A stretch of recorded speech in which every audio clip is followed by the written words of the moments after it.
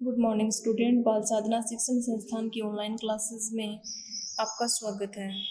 Last वाले video में अपन ने डिस्कस किया था यानी 18 ग्रुप जो एलिमेंट हैं, 18 ग्रुप एलिमेंट की अपन ने जनरल प्रॉपर्टी पढ़ी थी, उनका इलेक्ट्रॉनिक विन्यास पढ़ा था, इलेक्ट्रॉन लब्धि एंथैल्पी का मान पढ़ा था, आयनन एंथैल्पी, एटॉमिक रेडियस का ऑर्डर अपन ने देखा था। उसके बाद अपन ने देखी थी फिजिकल प्रॉपर्टी, और फिजिकल प्रॉपर्टी के बाद अपन देख रहे थे केमिकल प्रॉपर्टी।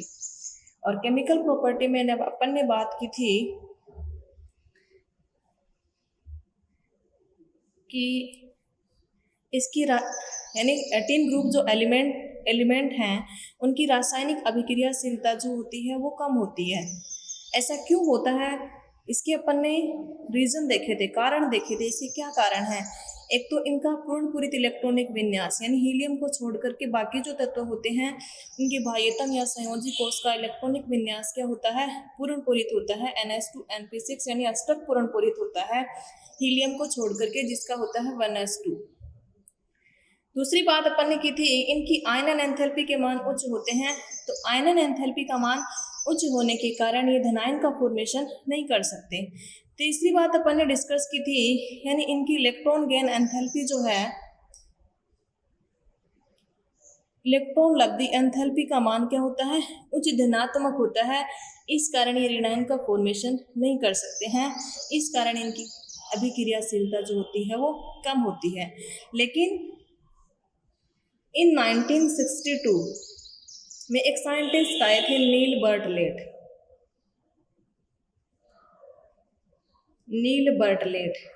बर्टलेट ने बताया कि उत्कृष्ट गैसों में एक उत्कृष्ट गैस ऐसी है जो कि क्रियाशील है। यानी एक उत्कृष्ट गैस ऐसी है जो कि क्रियाशील है और यौगिक का फॉर्मेशन करती है। और वो जो उत्कृष्ट गैस है वो है जीनोन है। कैसे है? उसने सबसे पहले क्या किया, एक लाल रंग का यौगिक निर्मित किया। नील बर्टलेट ने रेड कलर का कंपाउंड बनाया। कंपाउंड क्या बनाया? ऑक्सीजन, प्लेटिनम और फ्लोरीन, इसका ये कंपाउंड बनाया, और ये कंपाउंड था रेड कलर का। फिर उसने देखा कि यानी ऑक्सीजन की प्रथम आयनन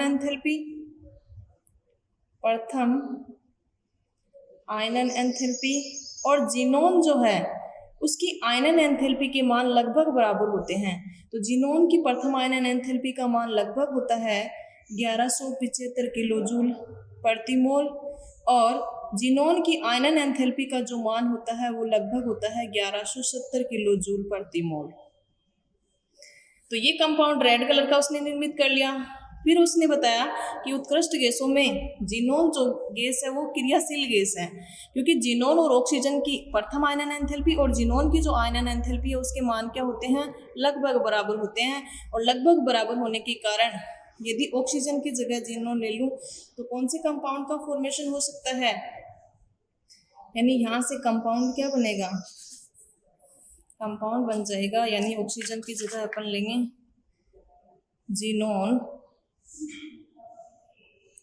जीनोन आ जाएगा, और प्लेटिनम F6-। ये जो है उत्कृष्ट गैसों का प्रथम निर्मित यौगिक है, जो कि उत्कृष्ट गैसों के द्वारा निर्मित किया गया। तो कई बार पूछ लिया जाता है कंपटीशन एग्जाम में कि उत्कृष्ट गैस तत्वों द्वारा प्रथम निर्मित यौगिक है, तो ये भी दे दिया जाता है ऑप्शन में, लेकिन इसमें है उत्कृष्ट गैस, तो ऑप्शन कौन सा होगा? ऑक्सीपीटी-F6। यदि ऊपर ये प्लस माइनस लगाते हो तो ठीक है, नहीं प्लस माइनस कैंसिल हो जाएगा, क्या बन जाएगा? जीनोन प्लेटिनम हेक्साक्लोराइड, ये बन जाएगा। तो प्रथम उत्कृष्ट गैसों द्वारा निर्मित जो यौगिक है वो है ऑक्सीपीटी-F6। अब ये भी जो है इसका कलर भी क्या था? रेड कलर, ये बना दिया। तो यानी सबसे पहले उत्कृष्ट गैसों की क्रियाशीलता, यानी उत्कृष्ट गैसें जो हैं वो क्रियाशील होती हैं, और जीनोन का कंपाउंड बनाने में जो श्रेय जाता है वो किस साइंटिस्ट को जाता है? नील बर्टलेट को जाता है, जिसने रेड कलर का एक कंपाउंड बनाया। और उस कंपाउंड से उसने निष्कर्ष निकाला या अनुभव किया कि ऑक्सीजन की प्रथम आयनन एंथैल्पी और जिनोन की आयनन एंथैल्पी के मान लगभग बराबर होते हैं, इसलिए जिनोन भी ये कंपाउंड बना सकता है। तो प्रथम जो जिनोन तत्व के द्वारा जो यौगिक निर्मित किया उत्कृष्ट गैसों द्वारा, वो था प्रथम यौगिक xenon platinum hexafluoride oxy PtF6 बनाया। उसका कलर भी क्या था? रेड कलर था। इस खोज के पश्चात जिनोन के अनेक यौगिक संश्लेषित किए गए, यानी जिनोन के कि जिनोन तो क्रियाशील है, बाकी जो है हीलियम है, नियोन है, आर्गन है, उनका कोई भी यौगिक प्राप्त नहीं किया गया। यानी अभी तक हीलियम, नियोन, आर्गन इनका एक भी यौगिक प्राप्त नहीं किया गया। क्रिप्टोन का केवल एक यौगिक है, क्रिप्टोन डाइफ्लोराइड, ये ज्ञात किया गया है, अभी तक ये बनाया गया है, बाकी और कोई ज्ञात नहीं है। जिनोन के तो कई संश्लेषित किए जा चुके हैं, प्रथम जिनोन का ही संश्लेषित किया गया था जो था ऑक्सी PtF6, और जिनोन के अब जो संश्लेषित और किए गए हैं उसके बाद जो जिनोन डाइफ्लोराइड है, जिनोन टेट्राफ्लोराइड है, जिनोन हेक्साफ्लोराइड है, जिनोन ऑक्सीफ्लोराइड है, यानी जिनोन जो है अधिक विद्युत ऋणी परमाणु जैसे फ्लोरीन और ऑक्सीजन के साथ क्रिया करके यौगिकों का निर्माण कर लेता है। या तो ऑक्सीफ्लोराइड बनेंगे या ऑक्सी बनेंगे या फ्लोराइड बनेंगे, यानी फ्लोरीन के साथ या ऑक्सीजन फ्लोरीन दोनों के साथ या ऑक्सीजन के साथ। तो ये 3 प्रकार के यौगिक जिनोन के द्वारा और संश्लेषित किए गए। बाकी आर्गन, नियोन और हीलियम के द्वारा अभी तक कोई भी कंपाउंड निर्मित नहीं किया गया है। क्रिप्टोन के द्वारा केवल एक क्रिप्टोन डाइफ्लोराइड का फॉर्मेशन किया गया है। अब अपन पढ़ेंगे जिनोन और फ्लोरीन के यौगिक, यानी जिनोन जो है ज़्यादातर फ्लोरीन के साथ अपने यौगिक बनाता है। तो उनके यौगिकों का निर्माण कैसे किया गया और उनकी स्ट्रक्चर किस प्रकार की होती है, ये अपन डिस्कस करेंगे। तो टॉपिक है अपना जिनोन फ्लोरीन यौगिक। ये जिनोन फ्लोरीन यौगिक किस प्रकार से निर्मित किए जाते हैं, यानी जिनोन की अभिक्रिया जब डाइफ्लोरीन के साथ निकल के पात्र में 673 केल्विन ताप के ऊपर करवाई जाती है तो जिनोन डाइफ्लोराइड का फॉर्मेशन होता है, जिसमें जिनोन और फ्लोरीन का अनुपात होता है 2:1। यानी जिनोन की डायरेक्ट अभिक्रिया करवाएंगे, इतना टेम्परेचर लेंगे, किसका फॉर्मेशन हो जाएगा? जिनोन डाइफ्लोराइड का फॉर्मेशन हो जाएगा।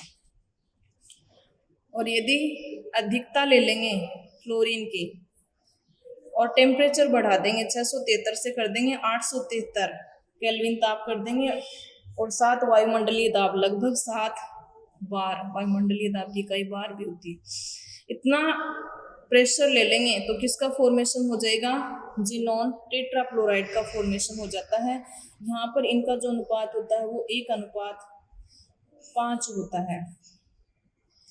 अब यदि और अधिक ले लेंगे फ्लोरीन, जिनोन कितने फ्लोरीन चाहिए? 6 हेक्साफ्लोराइड का फॉर्मेशन करना है। इसका टेम्परेचर लगभग 573 केल्विन ताप के ऊपर रिएक्शन हो जाती है, 60 से 70 बार दाब होता है, किसका फॉर्मेशन हो जाता है? जिनोन हेक्साफ्लोराइड का फॉर्मेशन हो जाता है। अब जिनोन टेट्राफ्लोराइड जो है उससे भी बना सकते हैं जिनोन हेक्साफ्लोराइड, कैसे? O2F2 की क्रिया करवा देते हैं लगभग 143 केल्विन ताप के ऊपर, तो जिनोन हेक्साफ्लोराइड का फॉर्मेशन हो जाता है, प्लस डाइऑक्सीजन का फॉर्मेशन हो जाता है। तो टेम्परेचर ध्यान में रखना, बाकी 3F2 यानी 6 लेने हैं तो ये 2 ये लेना है, 1 लेना है तो HCF2 का फॉर्मेशन हो जाएगा। तो ये जिनोन के फ्लोराइड प्राप्त हो जाएंगे। अब ये जो जिनोन के फ्लोराइड हैं, जिनोन डाइफ्लोराइड है, जिनोन टेट्राफ्लोराइड है, जिनोन हेक्साफ्लोराइड है, इनकी यदि प्रॉपर्टी देखी जाए तो ये रंगहीन होते हैं, यानी इनका कोई कलर नहीं होता और क्रिस्टलीय ठोस पदार्थ के रूप में होते हैं। अगली प्रॉपर्टी यदि इनकी देखी जाए तो यानी 298 केल्विन ताप के ऊपर ये ऊर्ध्वपातित हो जाते हैं, सब्लिमेशन की क्रिया इनमें पाई जाती है। 298 केल्विन जो टेम्परेचर है उसके ऊपर क्या हो जाते हैं? ऊर्ध्वपातित हो जाते हैं। अगली प्रॉपर्टी H2O के द्वारा आसानी से जल अपघटित हो जाते हैं, यानी जैसे जिनोन डाइफ्लोराइड है, जल के साथ क्रिया करवाएंगे, जिनोन का फॉर्मेशन होगा, प्लस हाइड्रोजन फ्लोराइड का फॉर्मेशन होगा, प्लस डाइऑक्सीजन बाहर निकल जाएगी, तो यानी आसानी से जल अपघटित हो जाते हैं। एक जिनोन के जो फ्लोराइड हैं ये आयन आसानी से ग्रहण कर लेते हैं और धनायन स्पीसीज तथा फ्लोराइड आयन दाता से अभिक्रिया करके फ्लोरोरेनाइन बनाते हैं। कैसे बनाते हैं? यानी जैसे HCF2 है, फास्फोरस पेंटाक्लोराइड के साथ क्रिया करेगा तो यहाँ से बनाता HCF, यानी एक धनायन संकुल बनाता है और दूसरा रेनाइन संकुल बनाता है, फ्लोरोरेनाइन बनाता है। तो फास्फोरस हेक्साफ्लोराइड का क्या बन गया? रेनाइन बन गया। इसी प्रकार HCF4 जो है वो एंटीमनी पेंटाफ्लोराइड के साथ क्रिया करके जिनोन फ्लोराइड का धनायन बनाता है और एंटीमनी जो है उसके फ्लोराइड का क्या बनता है? रेनाइन बनता है। तो ये इस तरह के यौगिक बनाते हैं। यानी जिनोन हेक्साफ्लोराइड जो है वो सोडियम फ्लोराइड के साथ क्रिया करेगा तो यहाँ से सोडियम आयन बनता है, ये इसको दे देगा। तो इस स्थिति में यहाँ किसका फॉर्मेशन हो जाएगा? सोडियम अकेला बचेगा धनायन के रूप में और HCF7 का माइनस रेनाइन का फॉर्मेशन हो जाता है। यानी एक रेनाइन बनता है और एक धनायन संकुल का निर्माण होता है। तो ये है जिनोन डाइफ्लोराइड, जिनोन टेट्राफ्लोराइड और जिनोन हेक्साफ्लोराइड की प्रॉपर्टी। अब अपन देखते हैं इनकी स्ट्रक्चर, यानी वेस्पर सिद्धांत के आधार पर इनकी स्ट्रक्चर किस प्रकार की होती है। तो अपन हाइब्रिडाइजेशन निकाल लेंगे और बॉन्ड पेयर लॉन पेयर से अपन क्या आइडेंटिफाई कर लेंगे? स्ट्रक्चर आइडेंटिफाई कर लेंगे। जैसे BRF5 ClF3 की अपन ने निकाली थी, BRF3 की स्ट्रक्चर किस प्रकार की होती है, ICl2 माइनस की किस तरह की होती है। तो अब जिनोन के जो फ्लोराइड हैं, चाहे वो HCF2 है, चाहे वो HCF4 है, चाहे वो HCF6 है, इनकी स्ट्रक्चर किस प्रकार की होगी वो अपन वेस्पर सिद्धांत के आधार पर आइडेंटिफाई कर सकते हैं। First of all upon discuss करते हैं स्ट्रक्चर ऑफ जिनोन डाइफ्लोराइड। तो जिनोन डाइफ्लोराइड में केंद्रीय परमाणु क्या है? जिनोन। भाइतम कोश में कितने इलेक्ट्रॉन होते हैं? 8 इलेक्ट्रॉन होते हैं।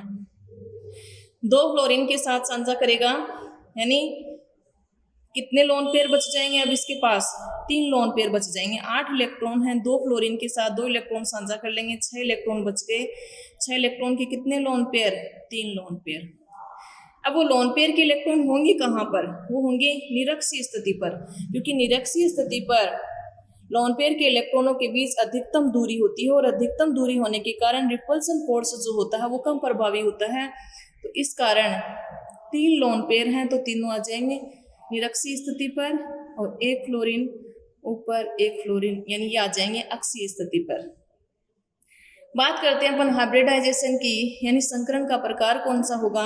तो संकरण का प्रकार संकरित कक्षकों की संख्या निकाल लेंगे। संकरित कक्षकों की संख्या यानी सिग्मा बंध कितने हैं? 2। फ्लोरीन के साथ 2 ही सिग्मा बंध बनेगा। 1 फ्लोरीन सिग्मा बॉन्ड का फॉर्मेशन करता है तो 2 फ्लोरीन है 2 सिग्मा बॉन्ड। कितने लोन पेयर? 3 lone pair.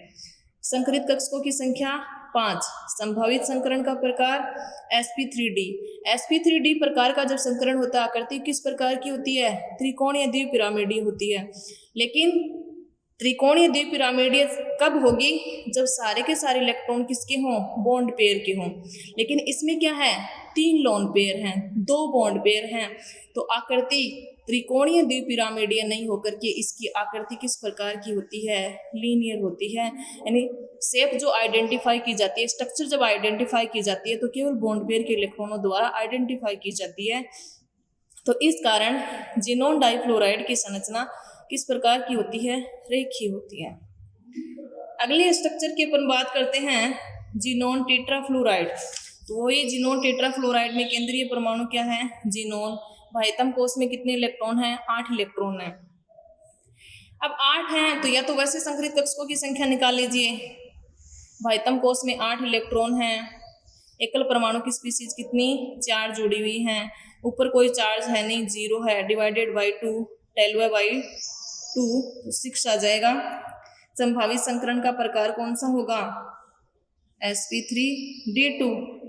तो sp3d2 प्रकार का जब संकरण होता है तो आकृति किस प्रकार की होती है? वर्गाकार द्विपिरामिडीय होती है। तो वर्गाकार द्विपिरामिडीय स्ट्रक्चर बनाएंगे अपन। एक बार स्ट्रक्चर बना के देखेंगे, फिर बॉन्ड पेयर से आइडेंटिफाई करेंगे। सारे यदि बॉन्ड पेयर हैं तो वर्गाकार द्विपिरामिडीय होगी। अब 4 फ्लोरीन जुड़े हुए हैं, मतलब 4 बॉन्ड पेयर हैं। कितने लोन पेयर बच गए? 4 इलेक्ट्रॉन काम में आ गए, 4 इलेक्ट्रॉन बच गए। चार जो है कितने लोन पेयर बनाएंगे, 2 लोन पेयर। अब 2 लोन पेयर जो हैं, अब इसमें देखिए वर्गाकार द्विपिरामिडीय जब स्ट्रक्चर होती है तो उस स्थिति में सारे बॉन्ड एंगल कितने होते हैं, 90 डिग्री के होते हैं। तो लोन पेयर के बीच की दूरी क्या होनी चाहिए, अधिकतम होनी चाहिए। तो इस स्थिति में यानी अपन एक लोन पेयर यदि यहाँ विपरीत पोजीशन पे लगा दे, 4 फ्लोरीन इस तरह से लगा दे, क्योंकि बॉन्ड पेयर के मध्य रिपल्सन फोर्स कम होता है, जबकि लोन पेयर के मध्य सबसे ज्यादा होता है। एक लोन पेयर यहाँ कर देंगे, एक लोन पेयर यहाँ, सारे जो हैं उनके मध्य बॉन्ड एंगल का मान कितना है, 90 डिग्री है। तो इस कारण अब देखिए 4 फ्लोरीन इस तरह से जोड़ देंगे, 4 बॉन्ड पेयर हैं, चारों बॉन्ड पेयरों को जब जोड़ते हैं तो आकृति किस प्रकार की बन रही है, वृक्क समतलीय स्ट्रक्चर बन रही है। तो यानी इसकी आकृति किस प्रकार की होती है, sp3d2। संकरित कक्षकों की संख्या 6 होती है और सारे के सारे जब बॉन्ड पेयर होते हैं आकृति किस प्रकार की होती है, वर्गाकार द्विपिरामिडीय या अष्टफलकीय प्रकार की संरचना होती है। लेकिन यहाँ पर देखिए स्ट्रक्चर किस प्रकार की हो जाती है, 2 लोन पेयर की उपस्थिति के कारण आकृति हो जाती है वर्गाकार समतलीय हो जाती है या वर्ग समतलीय हो जाती है। तो ये होती है जिनोन टेट्राफ्लोराइड की संरचना। अब देखिए जिनोन हेक्साफ्लोराइड की संरचना।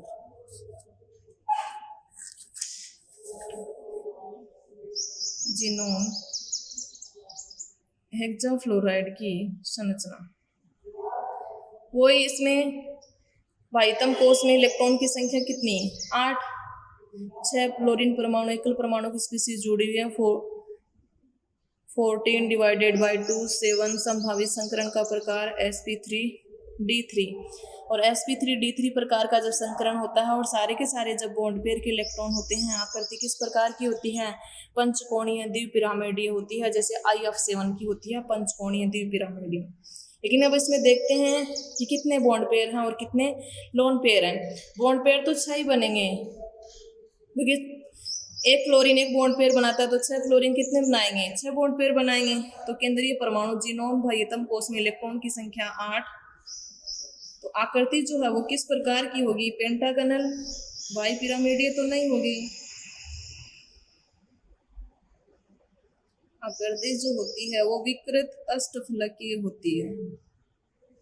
कैसे, ये 6 फ्लोरीन जुड़ गए, अब इसका एक लोन पेयर का इलेक्ट्रॉन बच गया, वो इलेक्ट्रॉन जो है यानी ये इसके फलक है, इसके फलक से बाहर निकलेगा इस तरह से गुब्बारे की तरह। ये 6 फ्लोरीन जुड़े हुए हैं, तो आकृति किस प्रकार की होगी, विकृत अष्टफलकीय आकृति होती है, विकृत। यदि ये लोन पेयर नहीं होता तो आकृति क्या होती, अष्टफलकीय प्रकार की होती, यदि सारे बॉन्ड पेयर होते। लेकिन इस लोन पेयर की उपस्थिति के कारण आकृति क्या हो जाती है, विकृत हो जाती है, अष्टफलकीय नहीं रह करके वो क्या हो जाती है, विकृत अष्टफलकीय हो जाती है। तो ये हो गए जिनोन डाइफ्लोराइड, जिनोन टेट्राफ्लोराइड और जिनोन हेक्साफ्लोराइड की संरचना। तो जिनोन फ्लोरीन की यौगिक जो हैं उनका फॉर्मेशन कैसे करते हैं, उनकी स्ट्रक्चर किस प्रकार की होती है।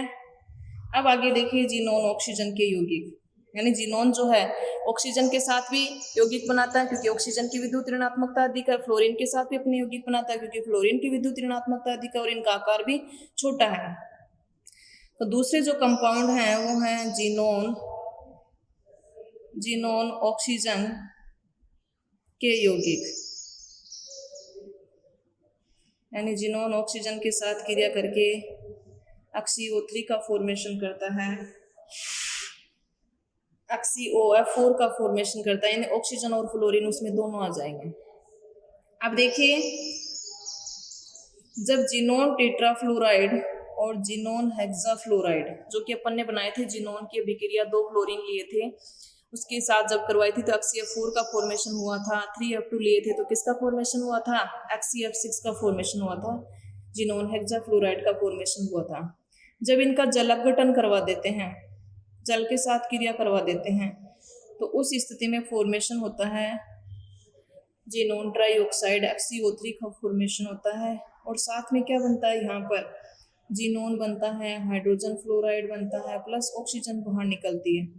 यहाँ से HF का फॉर्मेशन होता है, हाइड्रोजन फ्लोराइड का फॉर्मेशन होता है।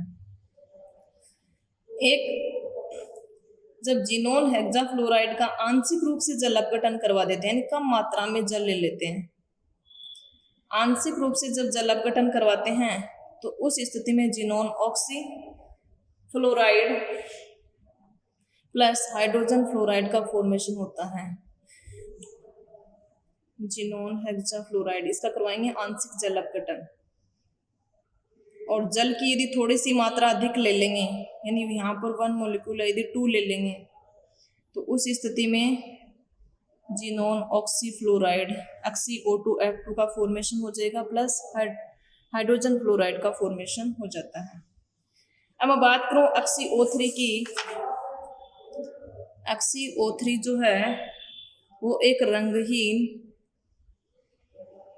विस्फोटक व ठोस पदार्थ है, जबकि XiOF4 जो है वो एक रंगहीन वाष्पशील द्रव है, रंगहीन वाष्पशील द्रव के रूप में होता है। अब अपन देखते हैं इनकी स्ट्रक्चर। वही वेस्पर सिद्धांत के आधार पर स्ट्रक्चर निकाल लेंगे। स्ट्रक्चर कैसे निकालेंगे, इसके बाह्यतम कोश में कितने होते हैं, 8। ये तो एकल परमाणु की स्पीसीज है नहीं, 8 प्लस कोई नहीं है 0, ऊपर कोई चार्ज नहीं है, डिवाइडेड बाय 2 कितना आ गया 4। संभावित संकरण का प्रकार क्या हो जाएगा, sp3 प्रकार का संकरण होगा यदि संकरित कक्षकों की संख्या 4 है। और यदि चारों के चारों बॉन्ड पेयर हैं तो उस स्थिति में टेट्राहेड्रल स्ट्रक्चर का फॉर्मेशन होता है। यदि एक लोन पेयर है, जैसे NH3 की स्ट्रक्चर अपन ने देखी थी, एक लोन पेयर है तो उस स्थिति में पिरामिडीय स्ट्रक्चर का फॉर्मेशन होता है। 2 लोन पेयर हैं तो V शेप स्ट्रक्चर का फॉर्मेशन होता है, जैसे H2O की अपन ने देखी थी। तो यहाँ केंद्रीय परमाणु जिनोन बाह्यतम कोश में 8 इलेक्ट्रॉन, तो 8 इलेक्ट्रॉन है। sp3 प्रकार का हाइब्रिडाइजेशन है, 3 ऑक्सीजन जुड़े हुए हैं। एक ऑक्सीजन क्या बनाएगा, द्विआबंध बनाएगा ऑक्सीजन। तो ऑक्सीजन द्विआबंध जब बनाएगा तो कितना बच जाएगा, एक लोन पेयर शेष रह जाएगा। और एक लोन पेयर जब शेष रहता है तो आकृति किस प्रकार की बनानी है, पिरामिडीय स्ट्रक्चर बनानी है, एक पिरामिड बनाना है। तो ये क्या हो गई, पिरामिडीय स्ट्रक्चर। यदि XiO चारों के चार ऑक्सीजन होते तब तो किस प्रकार की स्ट्रक्चर बन जाती, टेट्राहाइड्रल स्ट्रक्चर होती। लेकिन इसकी आकृति किस प्रकार की होती है, पिरामिडीय प्रकार की होती है।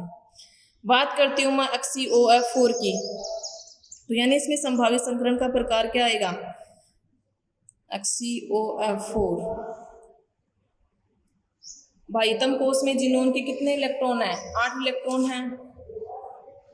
और ऑक्सीजन के जोड़ेंगे नहीं, एकल परमाणु की स्पीसीज नहीं है, 4 फ्लोरीन है, डिवाइडेड बाई यानी प्लस माइनस 0 है, कोई चार्ज नहीं है, डिवाइडेड बाई 2। संकरित कक्षकों की संख्या कितनी आ गई, 6। संभावित संकरण का प्रकार कौन सा आ जाएगा, sp3d2।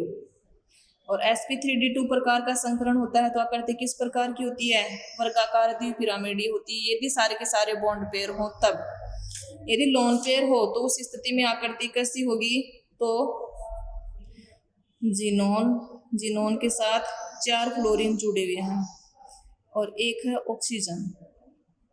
ऑक्सीजन बनाता है द्विआबंध। क्या बच गया, एक लोन पेयर बच गया। आकृति किस प्रकार की हो गई, एक वर्ग बन गया और एक पिरामिड बन गया। तो आकृति हो जाएगी वर्गाकार पिरामिडीय स्ट्रक्चर हो जाएगी। तो ये होती है XiOF4 की संरचना, एक वर्ग बन रहा है और एक पिरामिड बन रहा है। यदि यहाँ भी लोन पेयर होता तो वर्ग समतलीय स्ट्रक्चर होती, और ये लोन पेयर ऊपर भी बना सकते हो, डबल बॉन्ड O ऑक्सीजन नीचे भी लगा सकते हो, इसमें कोई इश्यू नहीं है। तो स्ट्रक्चर किस प्रकार की होगी, वर्गाकार पिरामिडीय स्ट्रक्चर होगी। अब अपन बात करते हैं 18 ग्रुप जो एलिमेंट हैं उनके क्या क्या यूजेस हैं। Uses of 18 group element. 18 group element में यानी कौन कौन से आते हैं, हीलियम है, नियोन है, आर्गन है, क्रिप्टोन है, जिनोन है, रेडोन है। तो उनके क्या क्या यूजेस हैं, ज़्यादातर यूजेस जो हैं वो हीलियम नियोन के यूजेस हैं। क्रिप्टोन जिनोन इनके तो कोई उच्च क्वालिटी के बल्ब बनाने में उनमें विशेष प्रकार के बल्ब बनाने में काम में लिए जाते हैं। हीलियम का उपयोग जो है वो बहुत ज़्यादा किया जाता है, यानी मौसम प्रेक्षण में किया जाता है, एक गुब्बारों में भरने के लिए इसका उपयोग है वो किया जाता है। एक इसका उपयोग जो है नाभिकीय रिएक्टर, जो भट्टियाँ होती हैं, नाभिकीय रिएक्टरों में शीतलकारी के रूप में, कूलिंग एजेंट के रूप में इसका उपयोग किया जाता है। अब गोताखोरी में भी ऑक्सीजन जो है, गोताखोर जो होते हैं जो अपने साथ सिलेंडर लेके जाते हैं, उनमें ऑक्सीजन के डाइल्यूशन के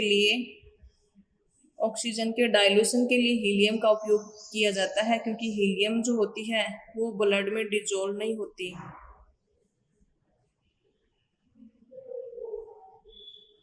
रक्त में घुलनशील नहीं होती है, इस कारण ऑक्सीजन के डाइल्यूशन के लिए, तनुकरण के लिए कौन सी गैस भरी जाती है सिलेंडरों में, जो गोताखोर अपने साथ सिलेंडर लेके जाते हैं उनमें हीलियम का मिश्रण भी भरा जाता है। कारण है रक्त इस हीलियम की रक्त में विलेयता क्या होती है, बहुत कम होती है, न कि बराबर होती है। एक नियोन जो है उसका उपयोग भी